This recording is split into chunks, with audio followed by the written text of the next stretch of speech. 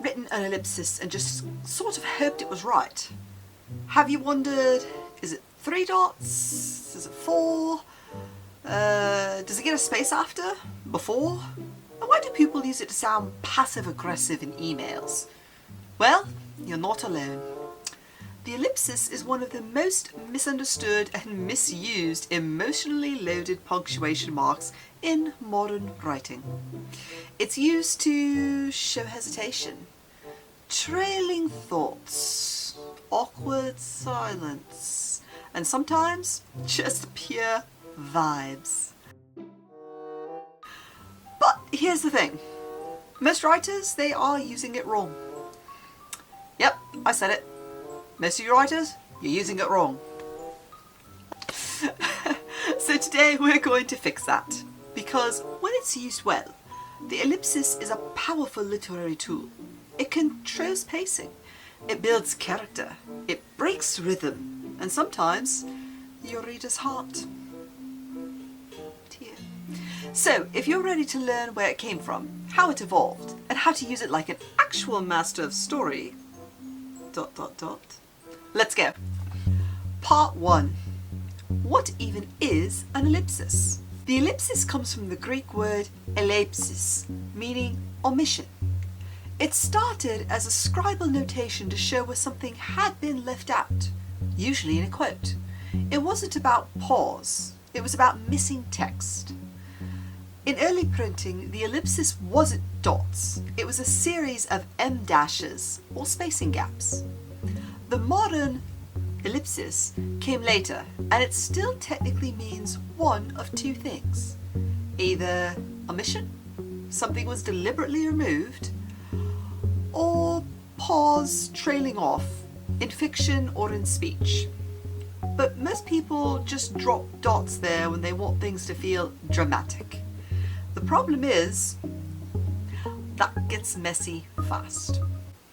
Part 2. Why writers love it too much. Let's be honest here. Writers are obsessed with the ellipsis.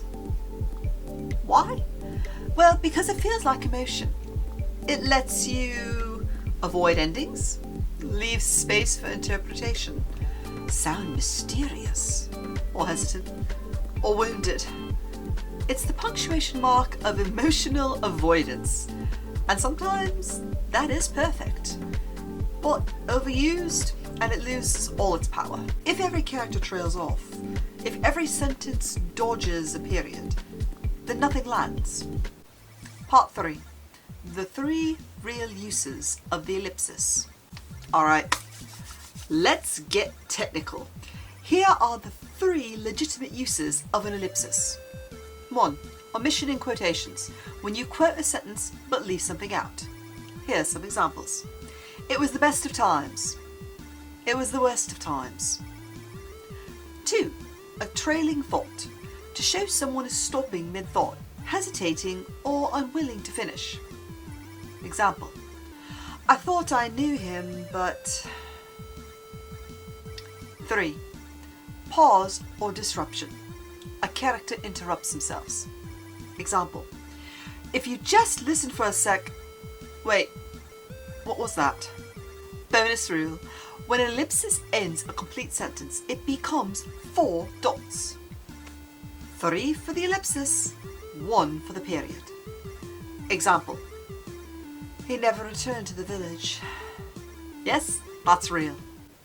Part 4. When to use an ellipsis in fiction. In fiction, ellipses work best when they signal hesitation, convey fear or awe, show mental fragmentation, or intimate silence between the characters. They are rhythmic tools. Each dot equals a beat. It slows the reader down and mimics breath.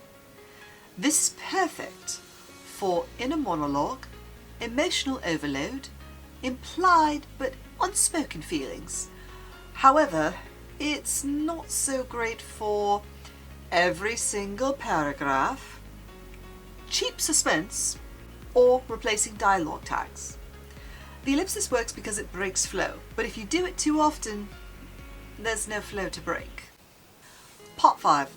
common mistakes and how to avoid them.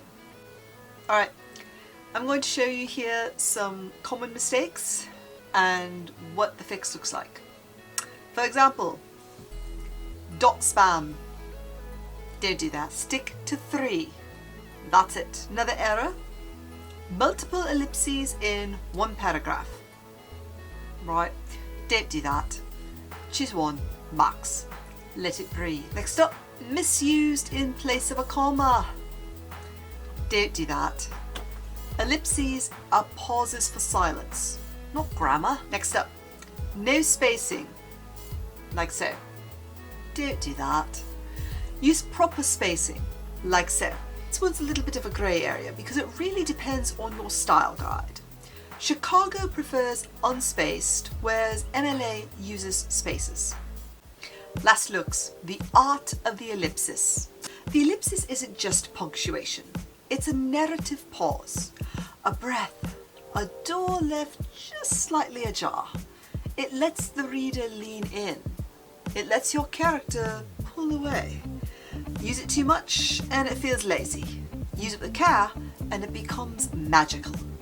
So the next time you trail off, ask yourself, is this a breath or a break? A pause or an escape? And whatever you decide, make it deliberate. I'm MT Lynx, and if you found this deep dive useful, please like, subscribe, and let me know your favourite punctuation mark in the comments. And now you know. I'll see you in the next video. This one, right here. Be a love and click it. I'll see you in the video.